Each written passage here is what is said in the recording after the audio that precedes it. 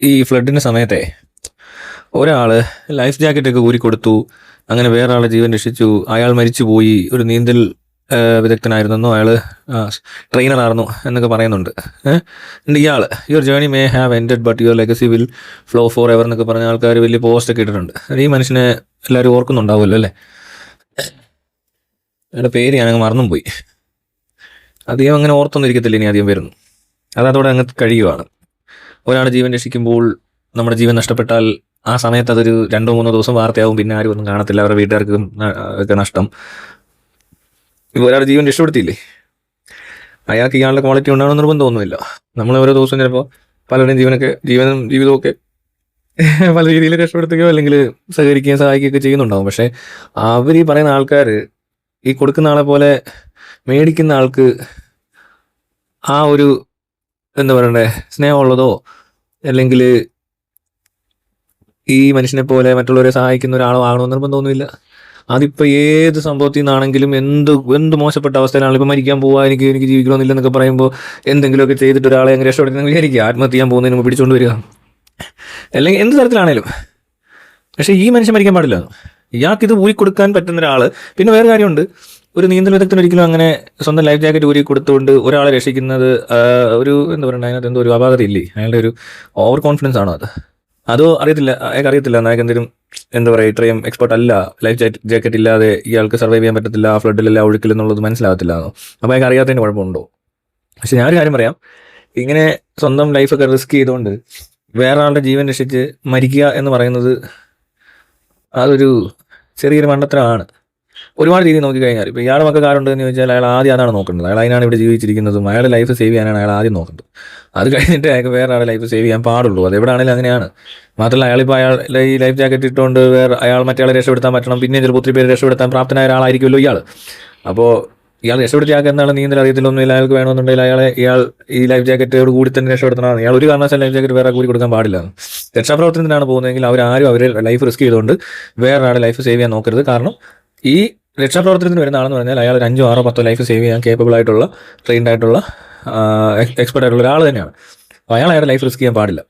പക്ഷേ അയാൾ ചെയ്തത് എനിക്ക് അത്രയ്ക്കും കൊണ്ട് ബോധിച്ചില്ല. എന്താണെന്ന് അറിയത്തില്ല, എനിക്കത് കണ്ടപ്പോൾ ഇഷ്ടപ്പെടുന്നില്ല.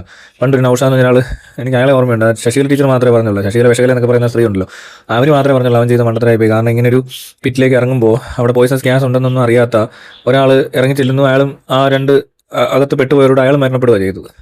അത് അയാൾക്ക് അറിയത്തില്ല. അതിനകത്ത് എന്തുകൊണ്ടാണ് അവരങ്ങനെ പെട്ടിട്ട് ഈ പറഞ്ഞ പോലെ ശ്വാസം മുട്ടുന്നോ രക്ഷപ്പെടാൻ പറ്റാത്തത് എന്തുകൊണ്ടാണെന്നോ ഒന്നും അറിയാതെ ചാടി പോലെ ആയിപ്പോയി. അപ്പോൾ ഇതിനകത്ത് എവിടെയൊക്കെ ഒരു ചെറിയ എന്തോ ഒരു തെറ്റ് സംഭവിക്കുന്നുണ്ട്. ഇവരുടെ കാൽക്കുലേഷൻ തെറ്റുന്നുണ്ട്.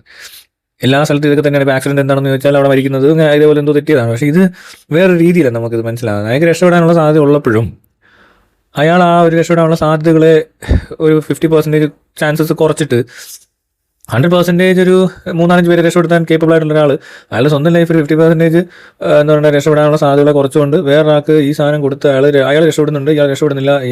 അതെന്താ അങ്ങനെ സംഭവിച്ചത് എനിക്ക് മനസ്സിലാകുന്നില്ല ഇപ്പോഴും. അതിനകത്തെന്തോ കുഴപ്പമുള്ള പോലെയല്ലേ തോന്നത്തുള്ളൂ.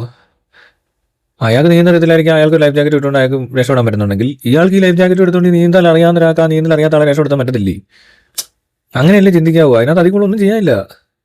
ഞാൻ ഈ ഒരു മനുഷ്യൻ്റെ ക്വാളിറ്റി ഉറപ്പായിട്ടും ഞാൻ പറഞ്ഞ ആർക്കും ഇല്ല. അത് അയാളങ്ങനെ ജീവൻ കളഞ്ഞ് അങ്ങനെ ഒരു ക്വാളിറ്റി മെയിൻറ്റെയിൻ ചെയ്യേണ്ട ആവശ്യം ഉണ്ടാകുന്നോ? ഞാൻ ആ കൊച്ചുങ്ങളുടെ കാര്യത്തിലേക്ക് കാണുന്നുണ്ട്. അവർ മരിച്ച അപ്പൻ്റെ അടുത്ത് കാണുമെന്നൊക്കെ പറഞ്ഞ് കരഞ്ഞു എന്നൊക്കെ പറഞ്ഞ് വാർത്തയുണ്ട്. എനിക്കൊരിക്കലും ഈ മനുഷ്യൻ മരിക്കണമെന്നില്ല. അപ്പുറത്തെ ആളെ ഒരുപാട് പേര് ഈ ഫ്ലഡിലൊക്കെ മരിക്കുകയൊക്കെ ചെയ്തു. പക്ഷെ ആരും ഇങ്ങനെയല്ല മനുഷ്യൻ. എവിടെ ഉണ്ടാവും എല്ലാ ഇടയ്ക്കിടയ്ക്ക് ഓരോ വാർത്തകൾ ഇങ്ങനെ ഭയങ്കര സാക്രിഫൈസ് ചെയ്ത ആൾക്കാരുടെ വാർത്ത വരും. ശരിക്കും പറഞ്ഞാൽ അവർ ആർക്ക് വേണ്ടിയിട്ടാണ് സാക്രിഫൈസ് ചെയ്തതെന്നുള്ളത് പിന്നീട് ഒരു കാലത്ത് നോക്കിക്കഴിഞ്ഞാൽ അത് വേണ്ടായിരുന്നോ എന്ന് തോന്നിപ്പോകുന്ന ഒരുപാട് ഒരുപാട് ഒരുപാട് ഒരുപാട് ഒരുപാട് കഥകൾ നമുക്കറിയാം. അപ്പോൾ നിങ്ങളുടെ മനസ്സിലൊരു നന്മയോ നല്ലതോ ഒക്കെ ചെയ്യാൻ ഉദ്ദേശിക്കുന്നുണ്ടെങ്കിൽ അത് നമ്മളാൽ കഴിയുന്ന രീതിയിൽ മാത്രം ചെയ്യുക. അല്ലാതെ സ്വന്തം ജീവൻ പണയപ്പെടുത്തുകയൊന്നും ചെയ്യേണ്ട ആവശ്യങ്ങൾ ശരിക്കും പറഞ്ഞാൽ ഇല്ല. ആരുടെയും ജീവൻ നമ്മുടെ ജീവനേക്കാൾ പ്രാധാന്യമുള്ളതൊന്നുമല്ല. അല്ലെങ്കിൽ നമ്മുടെ ജീവന് ഏറ്റവും കൂടുതൽ ആവശ്യമുള്ളവരെ ഒറ്റപ്പെടുത്തിയും അല്ല അവരെ അനാഥരാക്കേണ്ട ആവശ്യമൊന്നുമില്ല. അങ്ങനെ ഞാൻ പറയത്തുള്ളൂ. അല്ലാതെ സ്വന്തം ലൈഫ് റിസ്ക് ചെയ്തിട്ട് രക്ഷപ്പെടാൻ സാധ്യതയില്ലെങ്കിൽ കൂടെ പോയി ചാവുക, അല്ലെങ്കിൽ ആൾ രക്ഷപ്പെടുക ഇയാൾ മരിക്കുക, അതൊക്കെ ഭയങ്കര എന്തോ പോലെ ഒരു സുഖമില്ലാത്ത ഏർപ്പാടാണ് അതൊക്കെ. അതിൻ്റെ ബുദ്ധിമുട്ടുകൾ പിന്നീട് ഞാൻ ഈ പറഞ്ഞ പോലെയൊക്കെ ആവും. മനുഷ്യരുടെ കാര്യമല്ലേ, ഒരാവശ്യം വരുമ്പോൾ ചിലപ്പോൾ ഇയാളെ മക്കളെ സഹായിക്കാൻ ആരും കാണത്തില്ല. അതാണ് വേറെ രസം. ഈ മനുഷ്യരങ്ങനെയാണ്, കുറേ കാലം കഴിയുമ്പോൾ എല്ലാം മറക്കും. അങ്ങനെയൊക്കെയുള്ള സ്വഭാവം ഉണ്ട് ആ മനുഷ്യർക്ക്. പിന്നെ വളരെ കുറച്ച് പേരുണ്ടാവും ചിലപ്പോൾ ഇങ്ങനെ അല്ലാത്ത, അത് വളരെ കുറച്ച് പേരേ ഉള്ളൂ. ബാക്കി എല്ലാവരും എല്ലാം മറന്നിട്ട് കൂടെ നിന്നവനെയും സഹായിച്ചവനെയും ജീവൻ രക്ഷിച്ചാൽ അവനെ വരെ വേണമെങ്കിൽ ഒന്ന് ചവിട്ടിത്താക്കാൻ പറ്റും. അവനെയൊന്നും ഇനി ചവിട്ടിത്താക്കാൻ പറ്റത്തില്ല, ഈ പറഞ്ഞ ആളെ മരിച്ചു പോയല്ലോ, അല്ലെങ്കിൽ ഉറപ്പായിട്ടും ചവിട്ടിയാനെ. അങ്ങനൊന്നും ഇല്ല. അത് മനസ്സിലാവാത്തതുകൊണ്ടാണ്. അത് ഓരോ സമയത്തും ഓരോരുത്തർക്കും ഓരോ തോന്നലാണ്. അത് മനസ്സിലായിട്ടുണ്ടെങ്കിൽ ഞാൻ ഈ പറഞ്ഞത് മനസ്സിലാവും.